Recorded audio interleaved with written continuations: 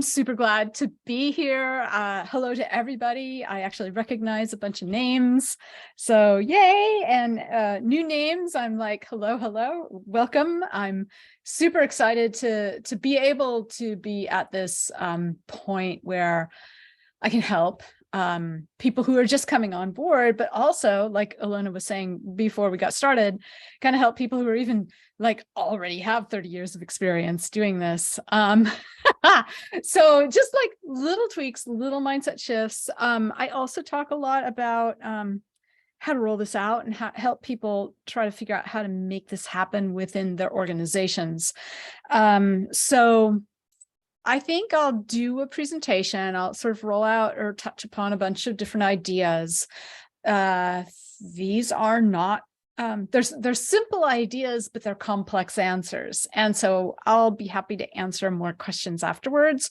There's also a whole lot of information on my website and the posts that I put out there.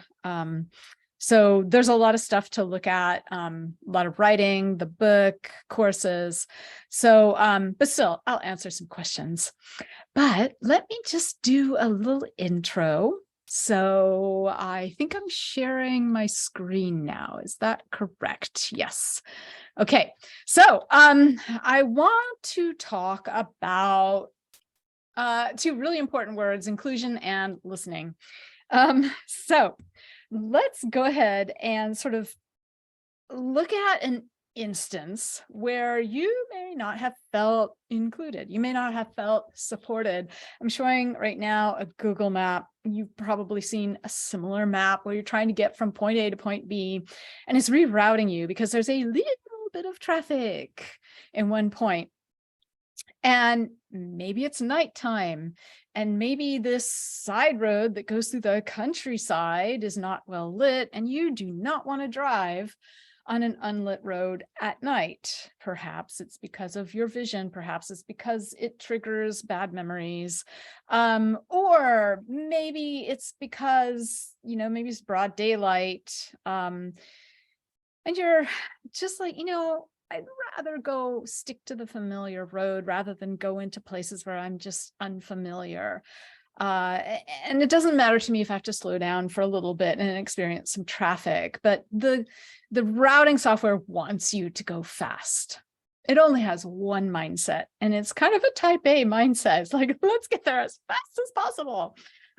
You'll see this in various routes that are through back roads. You'll see this in various different instantiations, but this may have passed your mind. This is an example. And I think a lot of us got involved in this field, whether you want to call it user experience or design, or whether you want to call it design research, or whether you want to call it products and solutions or services. We got involved because we experienced something like that, or we saw someone experiencing trouble like that. And we thought, hey, let's make it better. So this is a core part of what makes us tick. It's a core part of our philosophy or our ethics. We want to help. We want to make it better. And that's kind of why we arrived here. This is one thing that connects a lot of us together.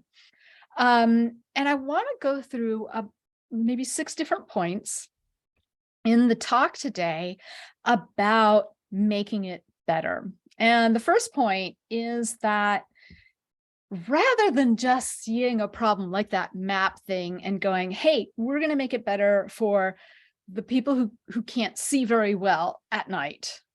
And like there, we've taken care of that target. But we didn't think of the target about like maybe a type B personality, or maybe about the person who would rather wait and go visit a friend until the traffic dies down, or go do some other errands. We didn't think about those because we don't have a systematic way of addressing the harms that we're causing, the harm of, oh, this thing is forcing me to be a type A person. So I want to show you just another example. Harms are everywhere. And harms can be at different levels. This is a harm. This is a person who was flying to a vacation. And as they were taking off and, doing the first leg of the vacation was over the land, but their vacation was on an island. And they saw that they could get access to 200 different DirecTV TV shows. And they're all like, yes, I'm paying $6 to watch, my choice of 200 TV shows. And as soon as they got off of the land and over the ocean, all of that disappeared. And there were only 3 movies to choose from. And she got angry and talked to the flight attendant about it. And the flight attendant is all like, no, you should have read in the small print that this doesn't work over the ocean. And when she said, well, couldn't you have told me about this, or couldn't you have negotiated something with DirecTV better? And the flight attendant's all like, nope, it's not our fault. You take it up with DirecTV. And so this person was unsupported and had just spent $6 that was not refunded to watch 3 movies that they weren't interested in. Harms take a lot of different forms. We have to be methodological to figure out what these harms are. There are a lot of books out there. I'm not going to go into harms anymore in this talk because harms are explored in a lot of books. I'm going to, if you want to screenshot this, go for it. There's probably a few more that have just come out last year that I didn't get in here. But look at these authors. They talk about different kinds of harms, and what we need is a methodological way of going about them. But we also need a way to talk about them. A lot of the time in our organizations, we do talk about like people who are frustrated or confused by our service or our product and how it works. And so we do evaluative research to understand where those problems are. But on this little continuum, I'm saying that is mild harm. I'm saying being frustrated or annoyed or even pestered by repeated messages that you've already acknowledged. I'm saying that's kind of mild harm. There's serious harm, there's lasting harm, and there's systemic harm. And I made up these levels. I'm happy to change this and adapt this as we go forward together as a field. I'm happy to understand what already exists in terms of defining what levels of harm there are in academia or other industries. But the way that I'm defining them just helps us put a frame around it. Why is our organization not looking at serious harm? Why is our organization not even addressing lasting harm or paying attention to systemic harm? So just a real quick intro. Serious harm is when, say, you've caused somebody self-doubt. Maybe they quit your app and your app keeps pestering them with messages that now they are vulnerable to attack or something because it was some sort of a, virus shield or something. And really, they had already installed something else and you're telling them they're vulnerable to attack. And they're like, oh, shoot, am I really vulnerable to attack? Or maybe they're being triggered. They're a memory of some past emotion has come up. Maybe theirs, maybe someone else's in the family or close to them. They're being triggered. That trigger distracts them from what they're doing. They're feeling threatened even. They're feeling unwelcome. They're feeling interrupted. It moves into lasting harm when that is big enough that it causes them to either lose work that they do, lose time, lose productivity, lose money. When things like hatred and rage are being built, it causes lasting harm when it attacks or interrupts somebody's reputation. You could even have injury and death in the lasting harm, especially with these interfaces that we see in giant machinery, such as cars. And then it moves into systemic harm when we're seeing that people don't all have equal access to things or equal costs. If you've read Weapons of Math Destruction, you will see examples of this. That book makes you cry. It is a very difficult book to read, but it is a very important book to read by Cathy O'Neill. So this is just a way of allowing us to talk about this internally and with each other. This is not necessarily the systematic way of identifying these. That's what I want to get into next, which is to say there are two parts to it: thinking styles and a variety of approaches. I like using the word thinking style instead of persona. Thinking style is an archetype like a persona, but personas, when they're done right, they are thinking styles, but quite frequently they are not done right. So let's talk first about thinking styles. And I like also to say the word variety. Oftentimes our language trips us up and we'll say things like, oh, I want to include those people with different approaches. And when you say the word different, that others them. That implies that your approach or the group's approach is the normal approach and their approach is the weird approach, right? Variety is a more inclusive way of talking about it. So a variety of thinking styles. What is a thinking style? Thinking style is a philosophic approach to a purpose. What I mean by that, a purpose is something that a person is focused on. They are focused on accomplishing or addressing this thing. They are not focused on your solution. So I've got an example here inside this circle. In this circle, there is a person whose purpose is to take care of my parent as they recover from a broken hip. Okay. It is a purpose. It is a very specific purpose. Maybe you could broaden it to say, take care of my parent as they recover from something, right? Maybe you can put some attributes to it, like attributes of the amount of money and funds you have, to whether you have to do all the work or you can hire someone. Maybe you can put attributes of where your parent lives, whether they live with you, whether you live with them.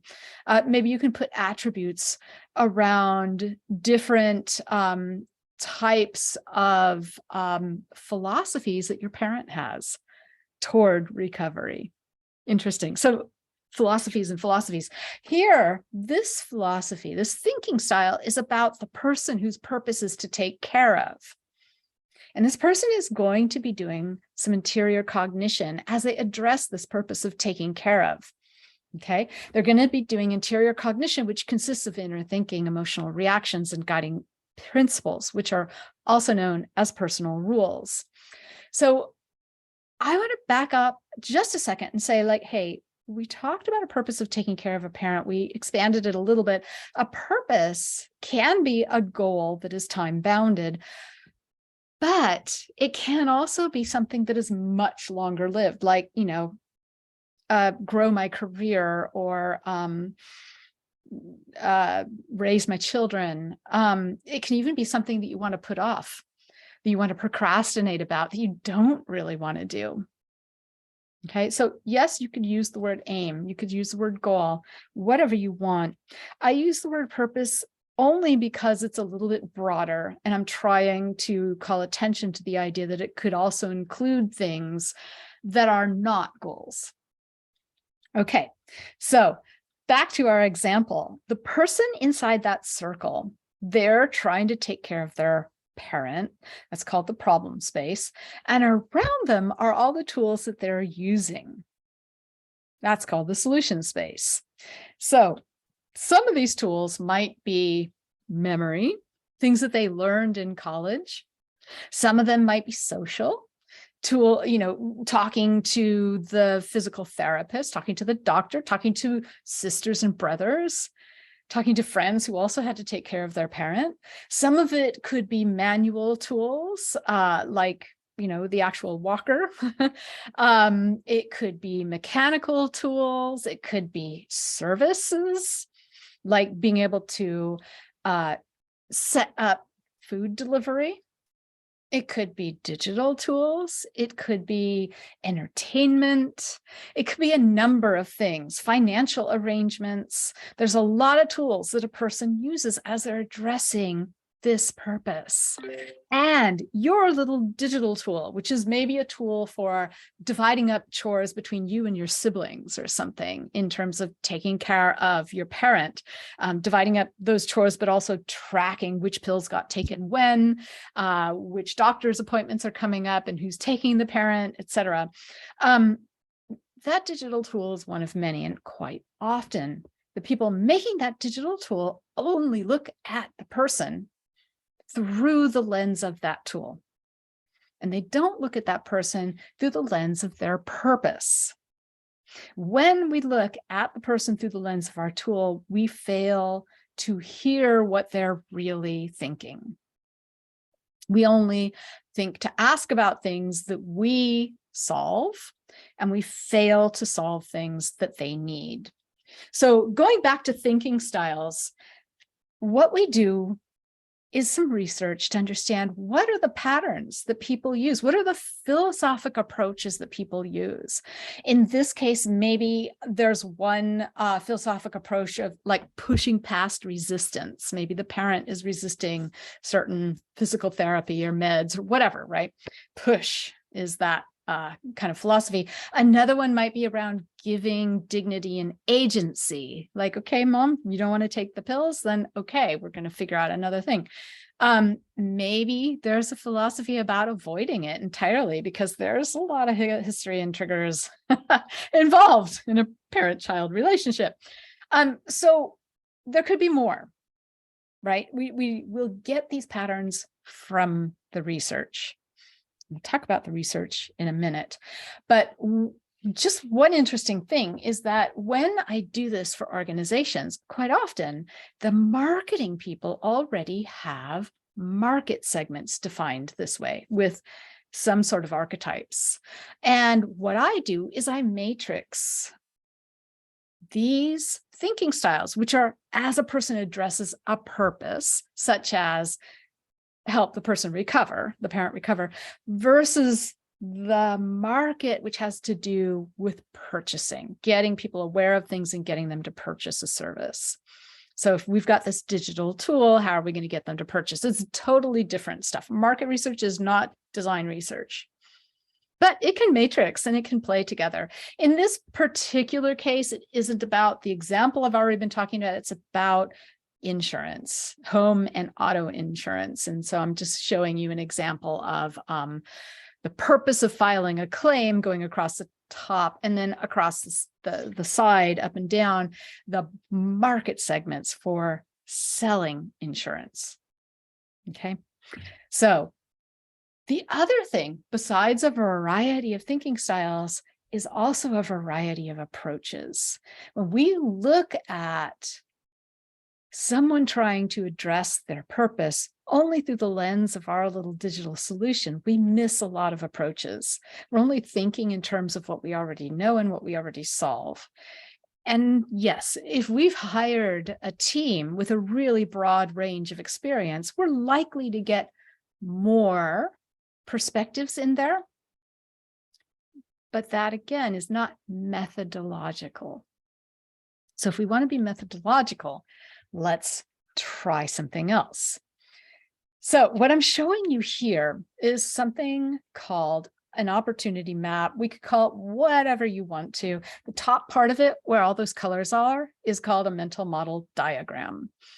And what you see is something that looks like a city skyline. This happens to be a mental model diagram that represents the research where we ask people about their purpose of hiring and supporting people with disabilities in the US.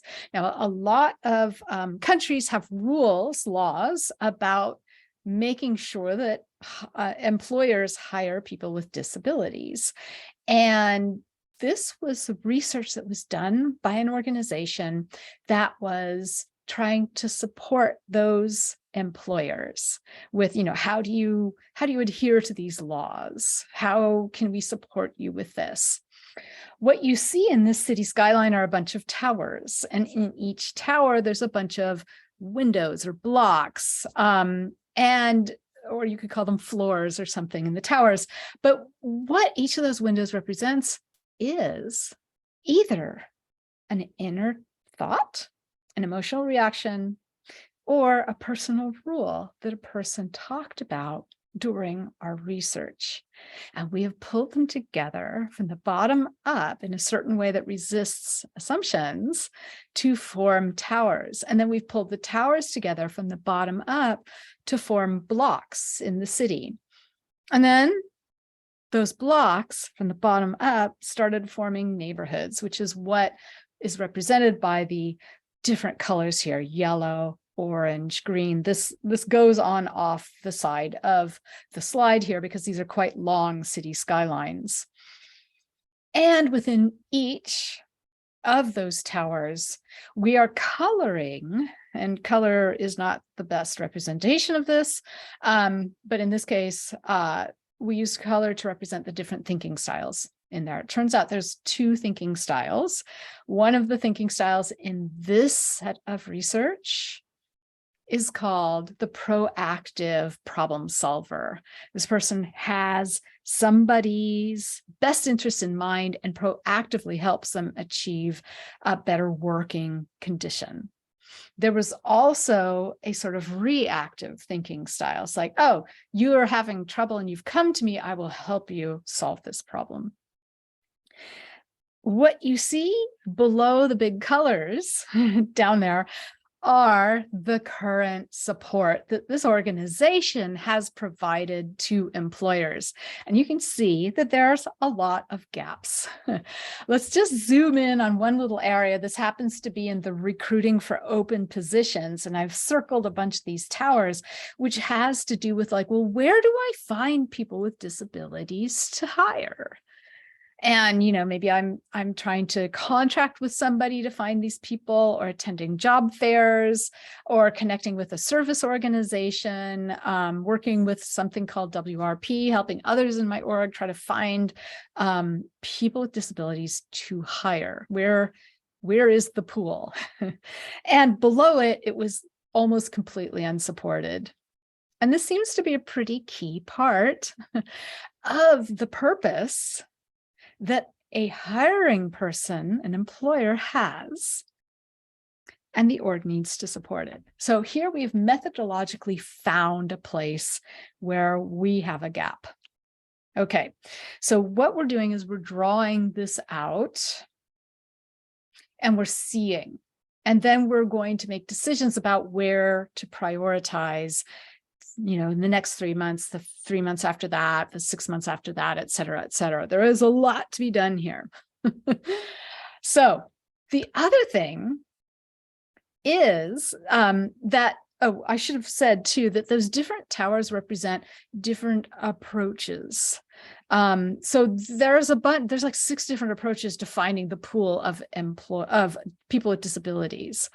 There could be more, because we could do this research again in another couple of years and add to this diagram. Okay, so methodologically also, we need to resist assumptions. So the way that we do this is through listening deeply and qualitative data synthesis. I want to start with this word qualitative. There's a lot of work out there in quant. Our orgs may be like data driven. Our executives seem to really cleave to numbers. And there is this erroneous perception out there that qualitative is kind of at the other end of the spectrum than quantitative. Like quantitative is, you know, reliable, and qualitative is like, you know, it's qualified by the fact that I read it on the internet. It's like that kind of way of using that vocabulary. This is more common than you realize. So that is something to learn. Who at your organization thinks that or has that perception? This is the actual perception. Quantitative and qualitative both have a subjective end and an empirical end of the scale. Empirical means verifiably observed. And we can do that in quantitative, and we can do that in qualitative. Now, quantitative measures something different than qualitative. Quantitative is measuring, obviously, according to the name, quantity or amount or scale. We often say numbers. It isn't necessarily that. It could be differences in numbers. Qualitative measures patterns, looks for regularities and differences. Often we'll say qualitative is with text. It isn't necessarily. We could do qualitative with numbers. However, that's not how it's commonly understood. Now, I am doing qualitative data research with text that comes from listening sessions. And the listening sessions are done via developing a certain kind of empathy. Now, even this morning, I saw yet another title of a talk was like, the danger of empathy. I've seen a lot of people talk about empathy is no good because it's dangerous or because it will pull us into our own triggers and our own distress. That's mostly because people are using the dictionary definition of empathy, which has more to do with emotional contagion than it does to do with empathic listening, or than it does to have to do with cognitive empathy. So emotional contagion is frequently why we hear those, oh, the dangers of empathy kind of thing. Because yeah, if you get sucked into it and it somebody else's distress causes you distress and you can't do anything about it, yeah, okay, that is not productive. But we can do empathic listening without that. And there's certain ways that I have a whole chapter about safety in the book that I just published. But even empathic listening is not scalable, not easily scalable for most orgs. We can do it one-on-one when we're doing customer service. And that's, scalable to a certain extent, but it's not necessarily intentional. These are people who, it's reactive, it's not proactive. These are people reaching out to us, and we will understand their approaches and their thinking styles, but not necessarily proactively define what we're looking for. In cognitive empathy, what we're doing is we are employing a form of empathic listening, not to help solve somebody's situation, what's going on for them in that moment, but to understand their interior cognition as they addressed their purpose in the past. We're not doing it now in session mode. It is much easier for someone to talk about their interior cognition as it occurred in the past. So this is where we find our data. Okay, so this is consciously understanding a person's interior cognition and then cultivating emergent patterns, and it scales. We can do an initial study of maybe 25, 30 people. We can add to that, 10 people? We can add to that again, 15 more people. We can keep adding and extending what kind of purpose we want and what kind of attributes we're looking at. So remember when I was talking about the person helping their parent recover, we could change the thinking style of the parent, or we could change the attributes of how much money they have to accomplish the recovery. We could change the access that they have to the doctors or the physical therapists or the medications. Okay, so we can consciously do this so that we are intentionally covering everything that we can. It takes time. Okay, so this book is all about how to listen, and it also includes a little bit about how to frame your study. Framing your study is a very important part of this, and it takes intent. I also teach a course on it. So the idea of a listening session is that we are choosing one purpose to ask everybody in this study, that same purpose. What went through your mind as you helped your parent recover from a broken hip? Okay. And we are recruiting intentionally. And we are then exploring only the topics that that person brings up. We have no list of questions. We have no list of topics. We will not bring up anything that the person did not bring up because we want to hear their perspective. We use a bunch of techniques that help build trust between that person and us. One part of that is by having an intro session with that person before we even decide to include them in the study, to make sure that they understand what we're doing, so make we understand that they've done a lot of thinking about this, and so that we both feel comfortable. And then when we start the session, which will be a day or two or a week later, we know each other a little bit and we can get deeper faster. There's a bunch of techniques about building trust, about not judging, about dropping our own assumptions, and being able to notice whether we're at the interior cognition layer or whether we're at higher layers. Other layers are explanation or self-expression layers, such as opinions and preferences. So we also want to only do one of these a day. If we try to do more than one of these a day, it takes so much of our attention and focus that we tend to mix people up and what people have said within one day to us. Maybe you're good at keeping them separate, but I like to keep, I've done 2 in a day and I've managed, but it's much easier to be able to do 1 a day and be able to digest a little bit afterward. Try to understand, like, oh, there's that thing that they said a bunch of times and I didn't ask deeply about it. I could have asked more deeply. Okay, so what we're doing is we're looking at things in terms of, I kind of call it a jawbreaker. You could call it an onion, but I am allergic to onions, so I refuse to use that analogy. What we want is the center. The center is the interior cognition. The interior cognition is the inner thinking, the emotional reactions, and the guiding principles. We've got a layer kind of just around that, which I call almost interior cognition. It's where we generalize, like I always worry that I'm not going to be on time, right? Well, I would like a specific instance of where you worried and how, what was the actual thinking that ran through your mind? What was the actual emotion that ran through your mind? This generalized version isn't going to help me. Especially in our culture in North America, we tend not to talk about our emotions. We imply our emotions. And I want to know what those emotions are. So maybe I'll help the person unfold what those emotions are if I feel like there's an implied emotion. But those 2 layers at the outside is where most of our research dwells. Like, how did you do something?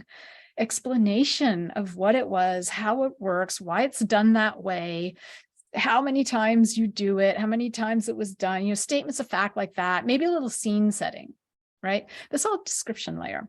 And then we tend with market research to get into the expression layer, which is like, here is an opinion that I have. It is actually a formation of a bunch of past inner thinking, emotional reactions that formed into a guiding principle that I express as an opinion or I express as a preference.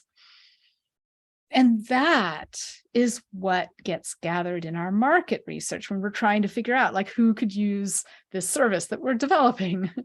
Now, this jawbreaker does not represent a person. It is not like a personality. It's not a horoscope. It represents a topic.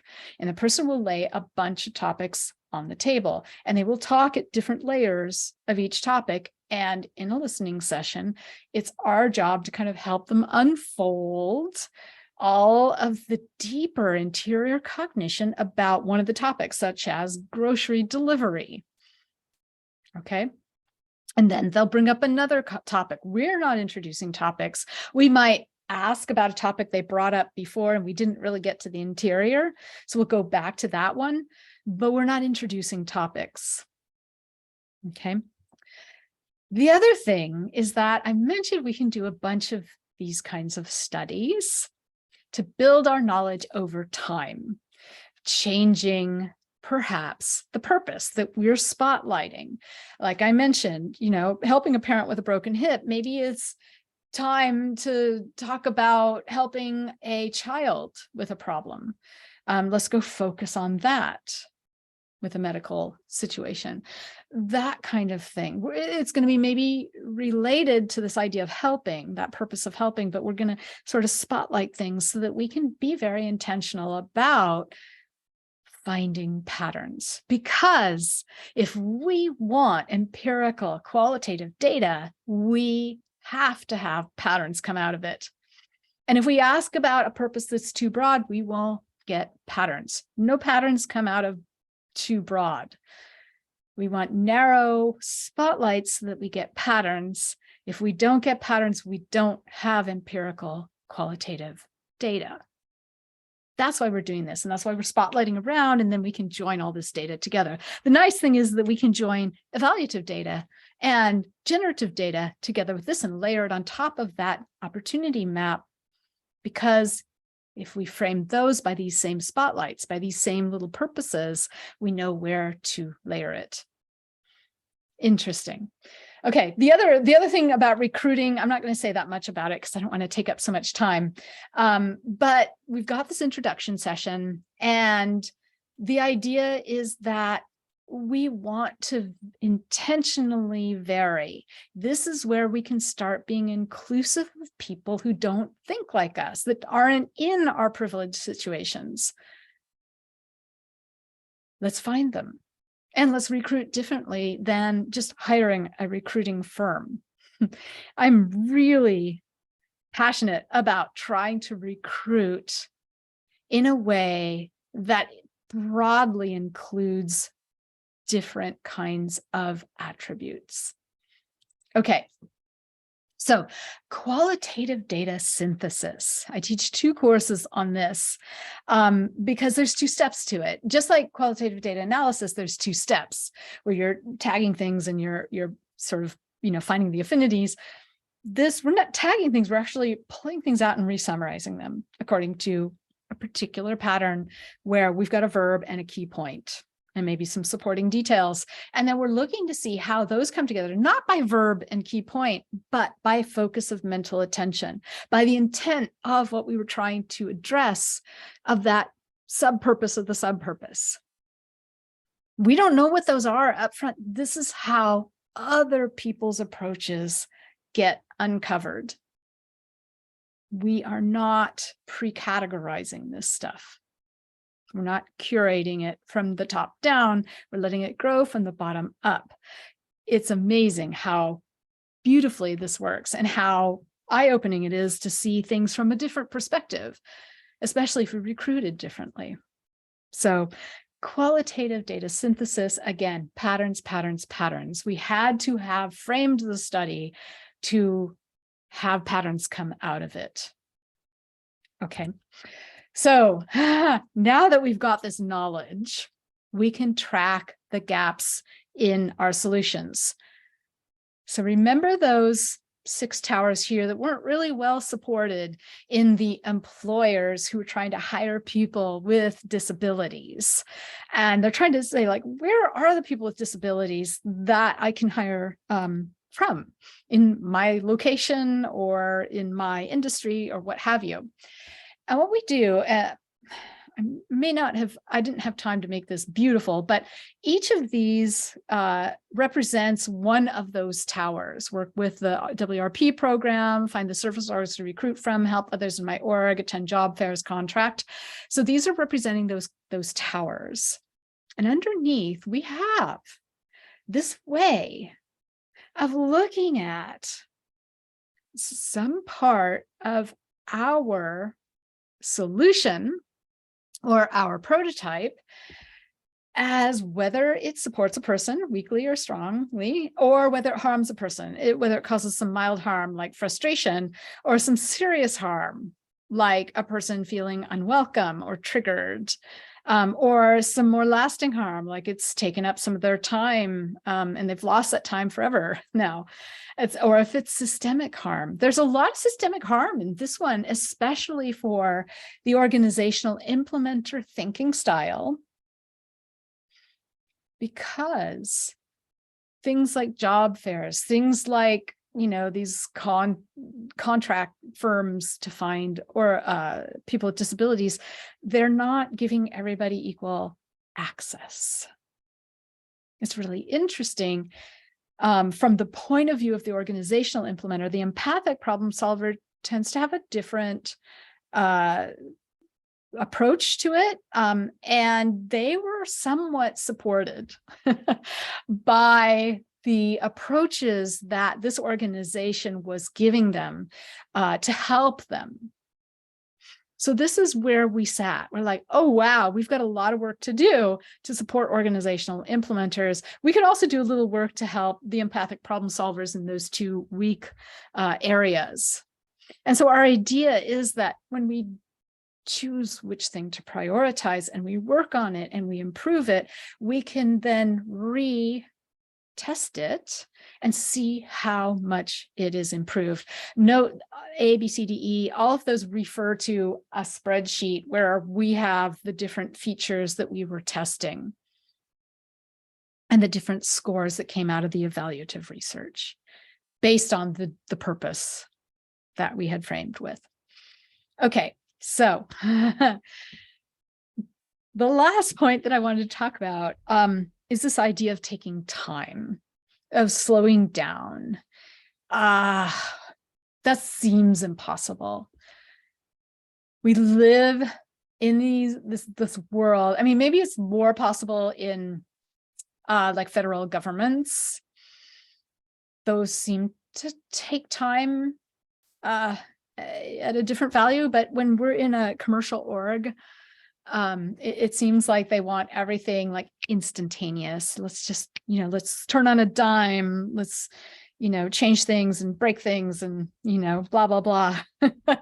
So what I want to say is that the human mind, when we speed up, when we see patterns, we tend to cause the harm. The way that our brains evolved is that we're really good at seeing patterns. Patterns might not be there, but we're good at recognizing them and acting on them really fast. And I think it's that act on them that is causing the harm. And what I want to do is put space between the seeing of the patterns and the acting fast. The way that I want to do this is by having something called a strategy space.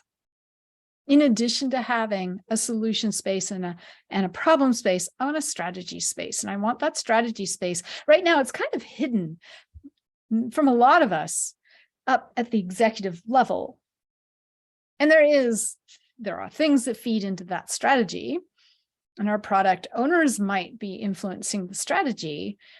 But the knowledge that we create when we're doing purpose-focused research is not going into it. I want that knowledge to feed into it. I want empirical qualitative data knowledge that is built from the bottom up, that resists assumptions, that brings a variety of thinking styles and a variety of approaches to our awareness, to our vision, so we can see them. I want those to be a part of our strategy space.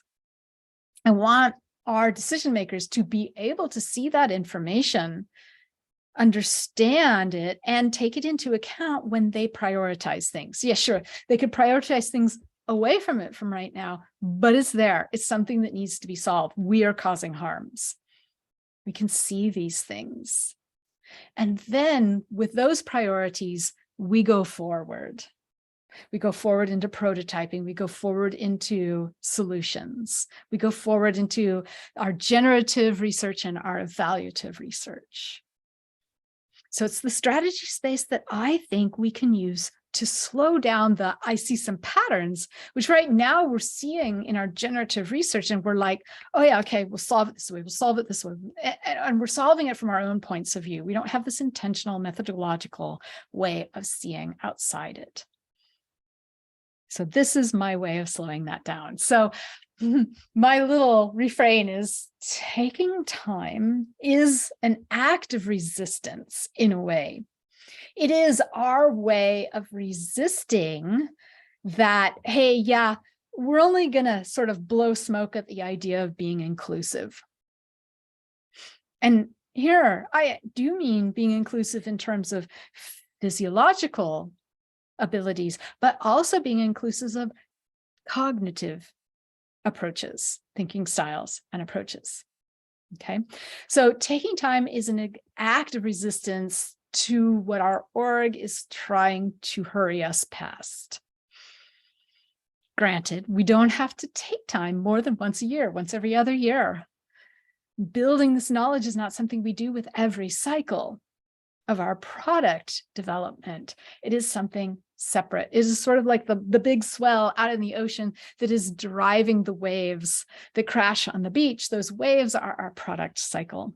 Okay, so that is basically it. What I talked about today were these 6 things where I want this methodological way to address the harms that we're causing, like talk about the harms, have some words around them. I don't, you know, we've got some beginning words. We can change those words. We just need to talk about them methodologically. We want to include a variety of thinking styles and support a variety of approaches. And the way to do that is to build this knowledge using listening deeply and qualitative data synthesis and being able to track the gaps in our solutions. I'm using an opportunity map. We can use other ways of representing this data as well. I want this intentional approach. And yes, this intentional approach is particularly meant to slow us down a little bit between the patterns and the acting, which has to do with that strategy space. So that gets back to what is at our heart. We want to make it better. And this is a method that helps us make it better intentionally. Okay, that's it. Thank you for your time today. You can, like I said, access a lot of things on my website, indiyoung.com. You can follow me on Twitter and LinkedIn and Instagram, and when I figure out Mastodon. I also have published a bunch of essays on inclusive software on Medium. And there's a bunch of sort of explainer videos on my website. So that is it. Ilona, I want to